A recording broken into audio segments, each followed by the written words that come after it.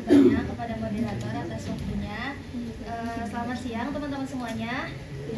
Ya. Sehat ya semuanya.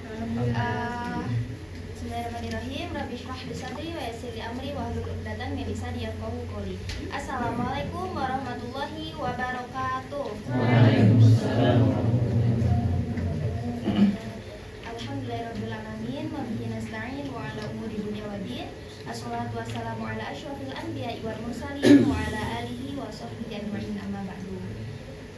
Selamat datang teman-teman calon anggota kajian IJAS angkatan 11.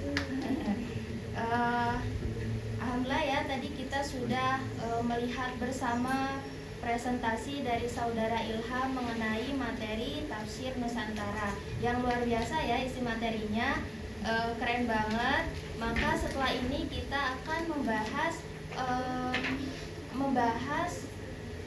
selanjutnya akan membahas tafsir Al-Quran melalui pendekatan bayani.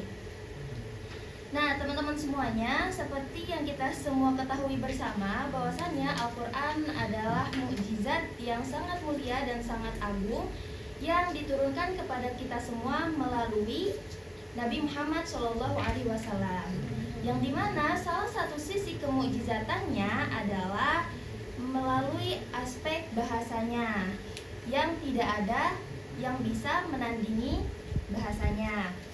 Nah dari sinilah kemudian lahir berbagai upaya para ulama untuk memahami Al-Quran secara lebih mendalam, yang salah satunya melalui pendekatan kebahasaan yang dikenal dengan pendekatan bayani, yaitu metode penafsiran yang menitik beratkan pada analisis bahasa dalam mengungkap makna-makna ayat Al-Quran.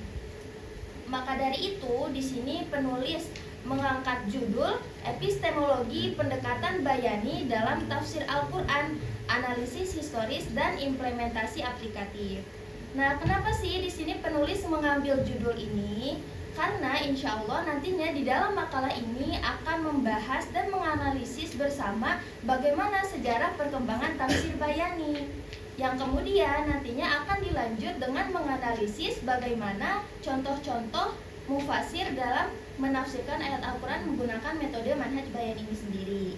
Seperti itu, insya Allah.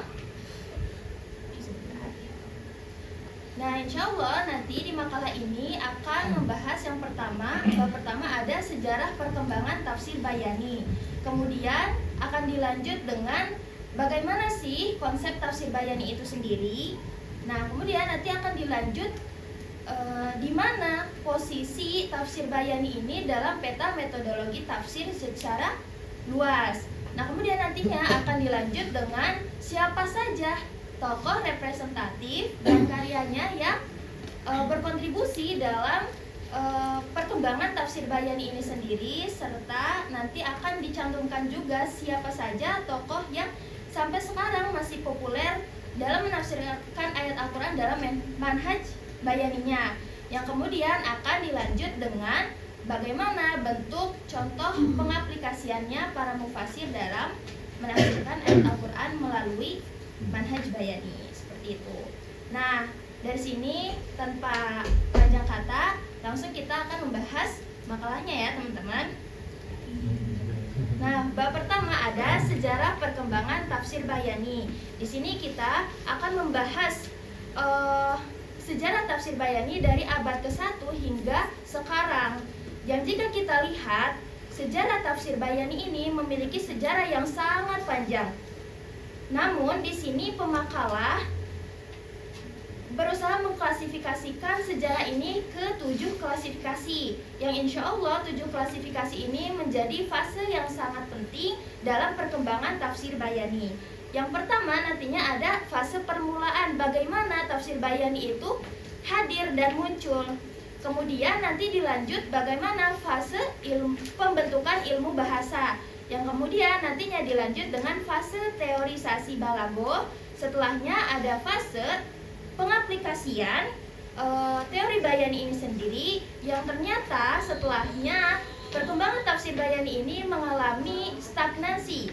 Namun pada abad ke-14 perkembangan ini mengalami kebangkitan kembali dan dilanjutkan sampai terbentuknya metodologi secara utuh dan sistematis. Seperti itu. Gambaran umumnya seperti itu. Nah, sekarang kita coba telusuri satu persatu dari fase ini, dari fase-fase sejarah tadi. Nah, yang pertama ada fase permulaan. Fase permulaan tafsir Bayani ditandai oleh penafsiran Rasulullah SAW dan para sahabat, khususnya Ibnu Abbas yang masih bersifat praktis, kontekstual, dan berbasis kebahasaan Arab. Fase ini menjadi fase embrional dalam perkembangan tafsir Bayani. Nah, jadi jika kita telusuri bersama, ternyata tafsir Bayani ini sudah hadir sejak zaman Rasulullah SAW. Pada saat itu Rasulullah sudah mulai mempraktikkan bagaimana menafsirkan ayat Al-Quran dengan metode Bayani, yang dimana salah satu contohnya ada yang sudah saya cantumkan pada makalah saya, yaitu ayat minal khaitil abyad ilal khaitil aswad. Pasti teman-teman di sini sudah tahu ya semuanya ayat tersebut. Pada zaman itu banyak masyarakat yang mengira makna dari ayat ini adalah makna hakiki, yaitu benang putih ke benang hitam. Nah, namun pada saat itu Rasulullah langsung meluruskan, menafsirkan ayat ini, memindahkan dari makna hakiki ke makna majazinya, yaitu dengan memaknai khaitil abyad dimaknai dengan siang dan khaitil aswad dimaknai dengan malam, seperti itu. Jadi jika kita lihat dari sini, memang tafsir Bayani sudah muncul sejak zaman Rasulullah SAW. Nah, kemudian dilanjut oleh para sahabat, yang dimana salah satu pelopornya, salah satu yang yang menafsirkan ayat Al-Quran dengan bahasa Arab itu adalah Abdullah ibnu Abbas. Kita semuanya sudah pastinya mengetahui julukan Abdullah ibnu Abbas di sini adalah Al-Bahar Al-Habr wal Bahar, karena memiliki keluasan keluasan ilmu yang beliau miliki. Kemudian juga dijuluki dengan Turjumanul Quran karena kemampuan bahasanya yang secara mendalam yang beliau miliki, sehingga pada zaman itu beliau bisa menafsirkan ayat Al-Quran hanya dengan zauknya beliau. Seperti itu. Kita semua tahu di sini kalau Al-Quran itu diturunkan kepada bangsa Arab yang terkenal dengan afshahul fusaha, atau cerdas dalam bahasa Arabnya. Nah, yang kemudian dari sini makanya pada saat itu masyarakatnya bisa menafsirkan ayat Al-Quran dengan kemampuan-kemampuannya. Begitupun dengan Abdullah ibnu Abbas. Nah, setelah fase permulaan,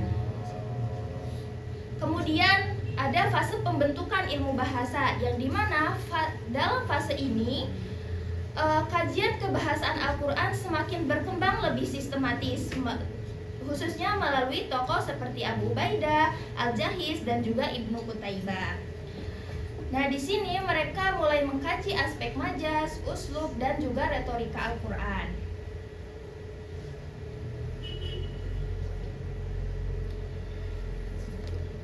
Nah, pada fase ini pembahasan tentang majaz dan uslub, serta keindahan retorika mulai mendapatkan perhatian khusus. Salah satu contohnya adalah karya Majaz Al-Quran karyanya Abu Ubaidah.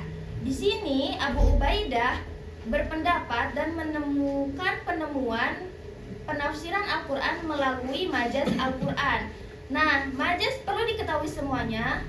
Majaz Al-Quran di sini bukanlah yang dimaksud adalah majaz yang di dalam teori balaghah, melainkan bagaimana jalan atau cara mengekspresikan bahasa Arab.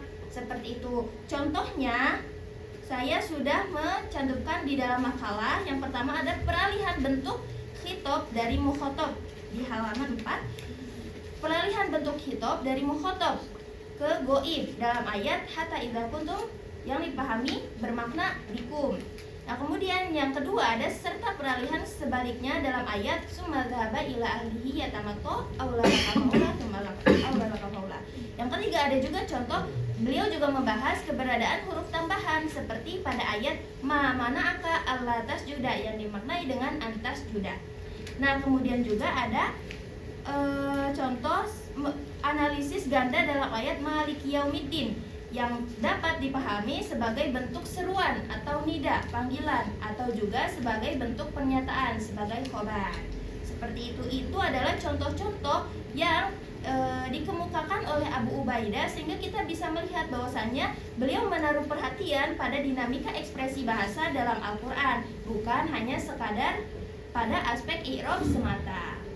Nah, berbeda dengan Abu Ubaidah ini sendiri, datanglah Al-Jahiz, yang dimana ternyata beliau mengkritisi pemikiran dan penemuan Abu Ubaidah ini.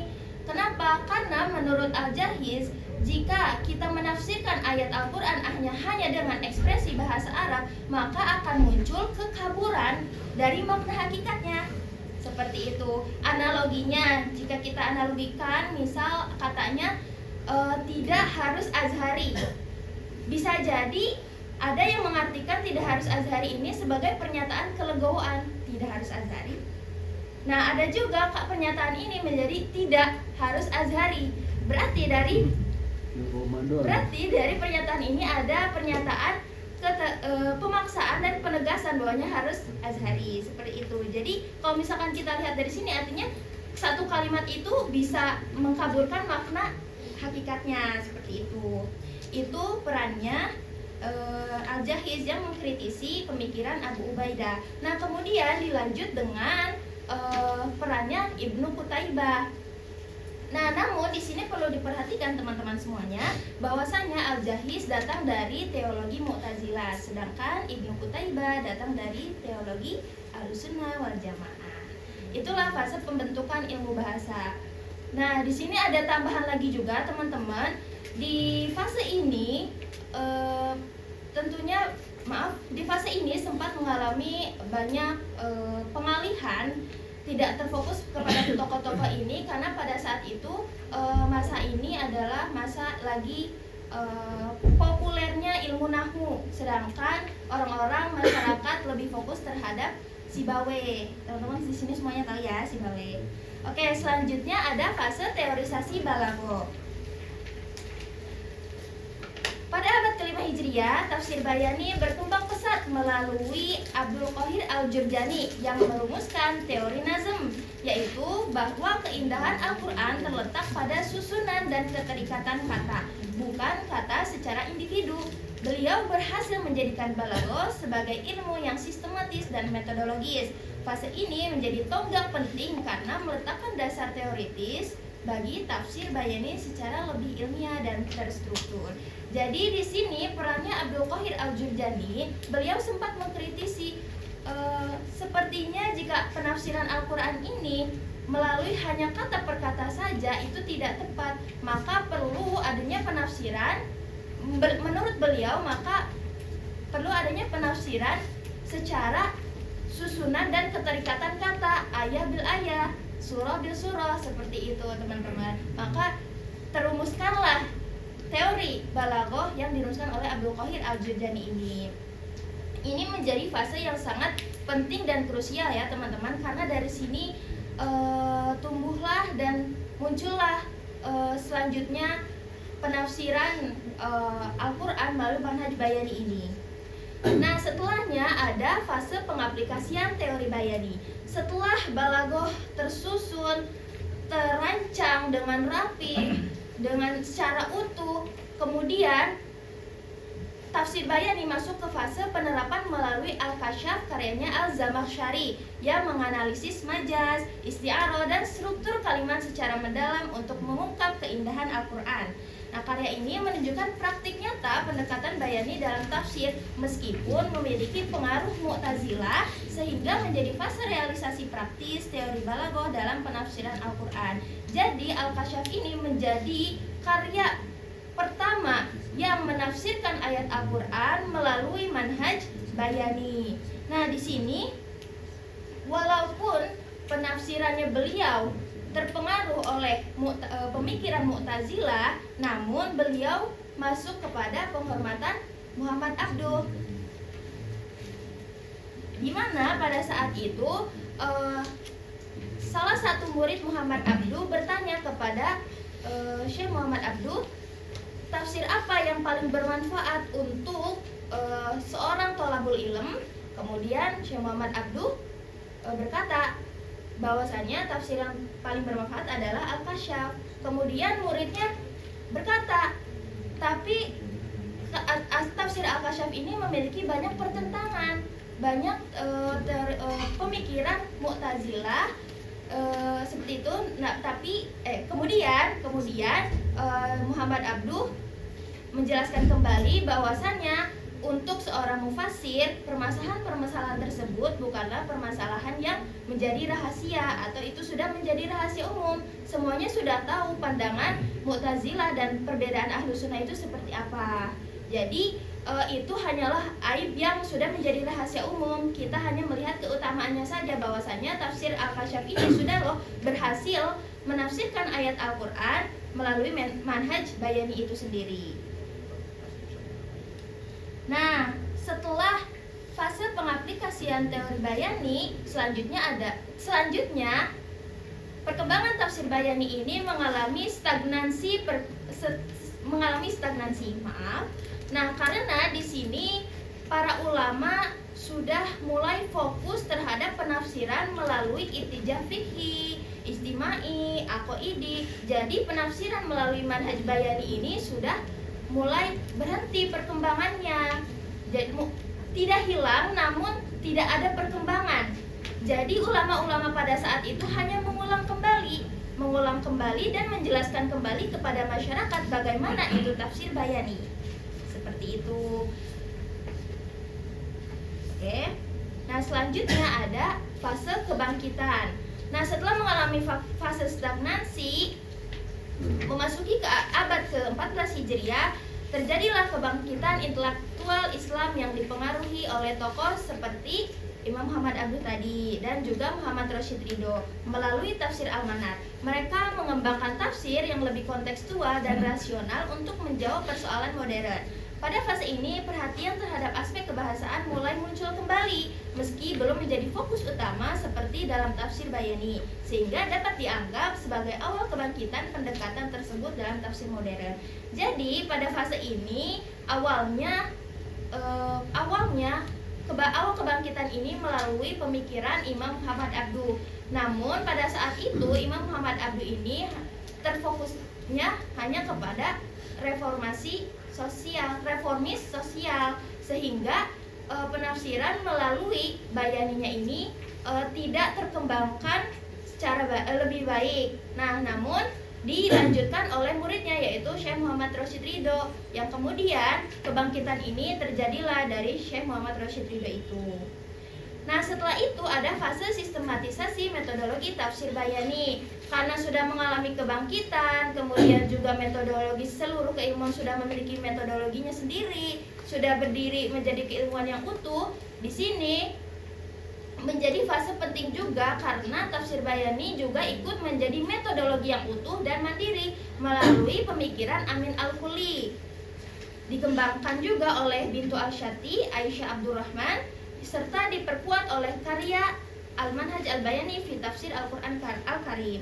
Nah, pada tahap ini tafsir bayani sudah memiliki prinsip, metode, dan kerangka kerja yang jelas berbasis kebahasaan dan sastra. Jadi analoginya teman-teman, jika kita melihat rumah yang terdiri dari dinding dan juga pintu dan juga jendela, jadi tafsir bayani ini menjadi rumahnya. Sedangkan pintunya itu adalah ilmu balaghah dan dinding-dindingnya adalah ilmu lugha, serta ruangan-ruangannya adalah uslub dan majaz. Seperti itu. Nah, selanjutnya adalah pembahasan konsep tafsir bayani dan unsurnya.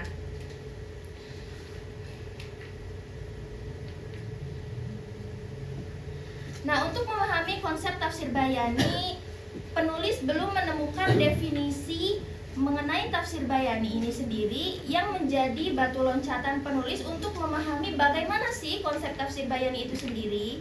Namun setelah penulis menganalisis historis dari awal hingga sekarang bagaimana perkembangan tafsir bayani, dari sini penulis menganalisis bahwasanya tafsir bayani adalah metode penafsiran Al-Quran yang menjadikan aspek kebahasaan seperti balaghah, uslub, dan nazm sebagai instrumen utama untuk mengungkap makna mendalam dan keindahan Al-Quran, seperti yang tadi penulis analogikan. Seperti seperti itu. Kemudian apa saja sih unsur-unsur tafsir bayani? Nah, unsur-unsur tafsir bayani ini termasuk yang pertama ada balaghah, kemudian ada uslub, kemudian ada nazm, dan juga analisis lafaz. Balaghah di sini termasuk dari kajian majaz, isti'arah, kinayah, dan aspek retorika bahasa seperti yang kita sudah pelajari semua bersama di ilmu balaghah. Nah, kemudian yang kedua ada uslub, bagaimana variasi gaya bahasa Al-Quran dan dampak psikologisnya. Yang ketiga ada nazm yang sudah dirumuskan oleh Abdul Qahir Al-Jurdani. Makna ditentukan oleh susunan dan relasi antar kata, bukan kata secara terpisah tadi. Nah, yang terakhir ada analisis lafaz, penggunaan kata dalam konteks bahasa Arab pada masa turunnya Al-Quran. Seperti itu konsep dan unsur-unsur tafsir bayani. Nah, pembahasan selanjutnya adalah posisi tafsir bayani dalam peta metodologi tafsir.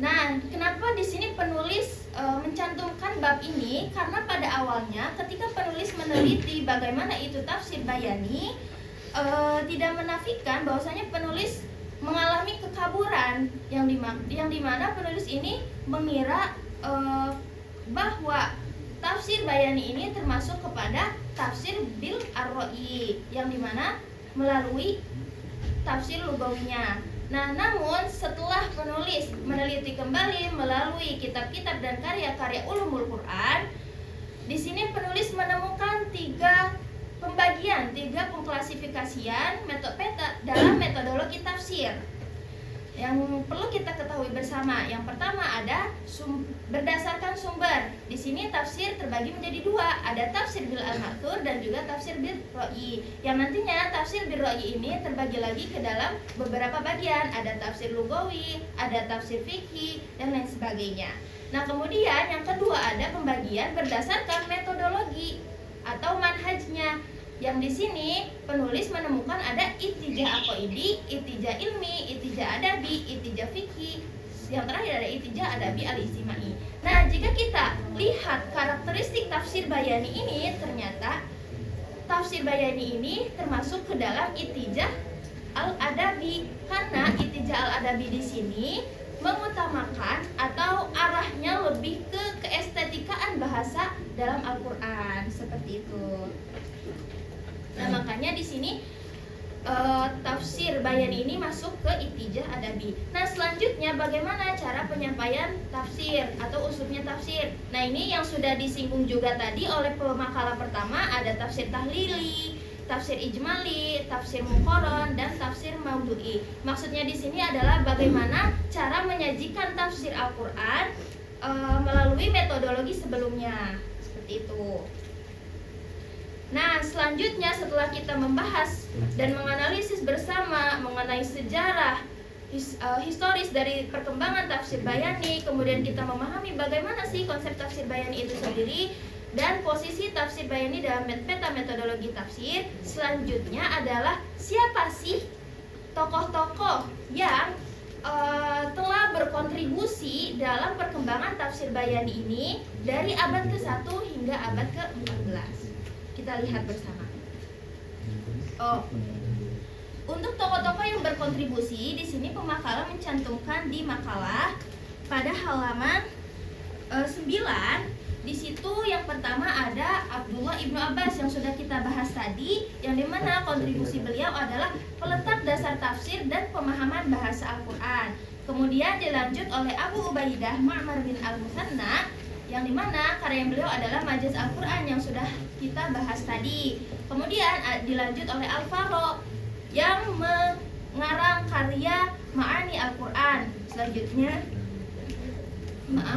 ada Al-Jahiz yang mengarang konsep nazam Al-Quran. Kemudian Ibnu Qutaibah yang mengarang takwil musykil Al-Quran. Ada Al-Rumani, kemudian Al-Khotobi, Abdul Jabbar Al-Hamdani, Al-Baqilani, Abdul Qahir Al-Jurdani, Mahmud bin Umar Al-Zamakhsyari, Fakhruddin Ar-Razi, Abu Al-Asba Al-Misri, Yahya bin Hamzah Al-Alawi, Burhan Al-Din Al-Biqai, Jalaluddin Al-Suyuti, dan Mahmud Al-Alusi. Teman-teman bisa baca semua di halaman 9 makalah saya. Nah, setelah kita mengetahui siapa saja tokoh-tokoh yang berkontribusi dalam perkembangan tafsir Bayani dari abad ke-1 hingga abad ke-14. Selanjutnya di sini penulis menyoroti beberapa tokoh yang sampai saat ini masih populer dan masih dikenal menafsirkan Al-Quran melalui metode Bayani ini sendiri. Yang pertama ada Al-Zamakhsyari yang karyanya Al-Kasyaf tadi. Nah, untuk biografinya teman-teman bisa baca juga di halaman selanjutnya. Di sini penulis akan membacakan sekilas mengenai Al-Zamakhsyari. Yang pertama adalah nama lengkapnya Mahmud bin Umar bin Muhammad bin Umar Al-Khwarizmi, merupakan seorang ulama besar yang bermadhab Hanafi dan dikenal memiliki kecenderungan pemikiran Mu'tazilah. Beliau masyhur dengan julukan Jarullah. Beliau dilahirkan pada bulan Rajab tahun 477 Hijriah di Zamakhsyar, sebuah desa yang terletak di wilayah Khwarizm. Dalam bidang keilmuan bahasa dan tafsir, Al-Zamakhsyari memiliki banyak karya penting. Di antara karya yang paling menonjol adalah tafsir Al-Quran yang agung yang berjudul Al-Kasyaf tadi, yang pada masanya belum pernah ada karya yang serupa dan mampu menandinginya. Selain itu, beliau juga penulis karya-karya lain seperti Al-Muhajjah fi Al-Masail An-Nahwiyah, Al-Fa'iq fi Tafsir Al-Hadis, serta sejumlah karya lainnya. Seperti itu. Nah, keistimewaan tafsir Al-Kasyaf ini yang sudah kita bahas tadi bersama melalui cerita Muhammad Rashid Ridho dan muridnya, bahwasanya keistimewaan tafsir Al-Kasyaf ini terlepas dari kecenderungannya terhadap teologi Mu'tazilahnya. Seperti itu. Nah, adapun poin-poin kritik terhadap Al-Kasyaf. Di situ penulis mencantumkan 4 poin. Yang pertama, setiap kali ia menafsirkan ayat Al-Quran dan kandungannya tidak sesuai dengan kecenderungan mazhabnya, ia memalingkan makna zahir ayat tersebut melalui takwil yang dipaksakan dan penafsiran yang kaku. Hal ini menunjukkan adanya kecenderungan subjektif dalam sebagai penafsirannya, tentunya melalui teologi Mu'tazilahnya tadi. Nah, yang kedua ada beliau dinilai mencela para wali Allah yang terpilih di antara hamba-hambanya, sehingga hal ini dipandang sebagai persoalan dalam aspek adab ilmiah terhadap tokoh-tokoh agama. Yang selanjutnya ada dalam tafsirnya banyak memasukkan syair dan perumpamaan yang bercampur dengan unsur humor dan candaan yang oleh sebagian ulama dinilai kurang beradab terhadap ulama-ulama terdahulu. Dan ada poin selanjutnya, Zamakhsyari juga dinilai menggunakan ungkapan-ungkapan yang keras terhadap Ahlus Sunnah wal Jamaah. Nah, terus juga ada poin-poin keunggulan dan karakter tafsir Al-Zamakhsyari. Itu di situ ada 3 poin, teman-teman bisa baca masing-masing pada halaman 11. Nah, kemudian ada sikap terhadap fikih dan Israiliyat. Di sini Al-Zamakhsyari terhadap fikih, beliau adalah madhab Hanafi, yang tetapi beliau tergolong ke moderat dan tidak fanatik terhadap madhab Hanafinya, seperti itu.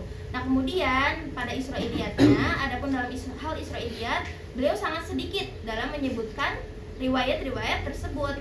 Jika beliau menyebutkannya, biasanya menggunakan ungkapan ruwiyah yang menunjukkan kelemahan riwayat tersebut. Seperti itu, teman-teman. Secara umum gambaran Al-Zamakhsyari dan karyanya Al-Kasyaf. Kemudian yang kedua ada Aisyah Abdurrahman atau dikenal dengan Bintu Syati. Nama lengkapnya adalah Aisyah Muhammad Ali Abdurrahman, yang dikenal dengan nama pena Bintu Syati. Beliau adalah seorang pemikir, penulis, dosen, dan peneliti asal Mesir yang memiliki kontribusi besar dalam kajian sastra Arab dan tafsir Al-Quran. Beliau termasuk salah satu tokoh perempuan yang paling berpengaruh dalam studi Al-Quran modern, khususnya melalui pendekatan kebahasaan. Beliau lahir di kota Damietta di wilayah Delta Nil, bagian utara Mesir pada November 1912. Nah, sisanya mengenai biografi beliau, teman-teman bisa baca masing-masing pada halaman 12. Di sini adapun keistimewaan penafsiran Bintu Syati, yang pertama ada beliau merupakan salah satu intelektual muslim yang memberikan kontribusi besar dalam perkembangan ilmu tafsir, terutama melalui pendekatan analisis teks. Yang kedua, beliau juga melakukan analisis pribadi, tetapi juga menghadirkan pendapat para ulama terdahulu terkait analisis kebahasaan mereka. Beliau juga memiliki perhatian pada keterikatan ayat-ayat yang memiliki tema serupa yang kemudian disusun dan dianalisis berdasarkan konteks turunnya wahyu. Artinya di sini beliau juga dalam menyajikannya menggunakan tafsir maudhu'i juga. Kelemahan penafsiran Bintu Syati. Yang pertama, ada pendekatan yang terlalu bertumpu pada pemahaman bahasa Arab klasik, terkadang menimbulkan tantangan sendiri karena tidak semua istilah dalam syair dan prosa Arab lama digunakan dalam Al-Quran. Maka ada potensi masuknya interpretasi luar yang sebenarnya ingin dihindari oleh Bintu Syati sendiri. Yang kedua, beliau juga sering dinilai belum sepenuhnya konsisten dengan metode yang beliau tawarkan. Seperti itu kelemahan penafsiran Bintu Syati secara umum. Nah, yang ketiga, di sini penulis menghadirkan Profesor Quraisy Shihab. Di sini kita semua sudah tahu ya, dan alhamdulillah beliau masih ada di zaman kita dan kita masih bisa melihat beliau, Profesor Quraisy Shihab. Kita baca sekilas biografinya beliau. Namanya adalah Muhammad Quraisy Shihab, lahir di Rapang, Sulawesi Selatan pada 16 Februari 1944. Beliau berasal dari keluarga ulama. Ayahnya Abdurrahman Shihab merupakan seorang guru besar tafsir, mubalik, dan pendidik yang memiliki peran besar dalam membentuk lingkungan keilmuan dan kecintaan Quraisy Shihab terhadap Al-Quran sejak kecil. Singkatnya, Profesor Quraisy Shihab, beliau adalah lulusan doktoral dari Al-Azhar Mesir jurusan tafsir, dan tesisnya beliau mengangkat judul Al-Ijaz At-Tashri' Al-Quran Al-Karim. Kemudian pada 1980 beliau kembali ke Azhar untuk melanjutkan program doktoral yang mengangkat judul Nazm Ad-Durar Al-Biqai Tahqiq wa Dirasah, dan beliau mendapatkan predikat summa cum laude dalam pendidikannya. Insyaallah ya. Mumtaz Muhammad Tabatirov. Nah, selanjutnya untuk mengenai karir dan kepribadian beliau, biografi beliau, teman-teman bisa baca di makalah di halaman 14. Ya, di halaman 14. Nah, setelah kita mengenal beberapa tokoh ulama mufasir yang populer hingga saat ini dalam penafsiran manhaj bayaninya, sekarang kita coba melihat bagaimana sih bentuk pengaplikasian para ulama terhadap pendekatan bayani ini sendiri. Nah, di sini yang pertama penulis menyantumkan ayat surah Al-Furqan ayat 1 melalui penafsiran Al-Zamakhsyari. Di sini ayatnya tabarakalladzi nazzalal furqan ala 'abdihi liyakuna lil 'alamina nadhira. Teman-teman semua, kita coba menafsirkan satu persatu katanya terlebih dahulu ya. Yang pertama dalam ayatnya adalah ada kata tabaraka dalam surah Al-Furqan, yang dimana tabaraka ini mengandung makna lebih dalam daripada sekedar maha suci atau penuh berkah. Menurut Al-Zamakhsyari, kata tersebut memiliki makna kasratul khair wa ziyadatahu, artinya banyaknya dan bertambahnya kebaikan. Nah, secara bayani, lafaz ini merupakan bentuk fi'il yang asal katanya adalah barokah dari wazan fa'ala, dan fi'il ini mengandung unsur mubalaghah, yakni penegasan yang menunjukkan meluasnya kebaikan Allah secara terus-menerus dan berkesinambungan. Pilihan kata ini juga memiliki fungsi balaghah sebagai uslub ghairu talabi, insya'i ghairu talabi, yang menghadirkan pengagungan atau takzim kepada Allah sejak awal ayat ini, sehingga pembaca langsung diarahkan pada kesan keagungan Allah Subhanahu wa taala. Terima kasih. Nah, yang selanjutnya ada kata nazzalal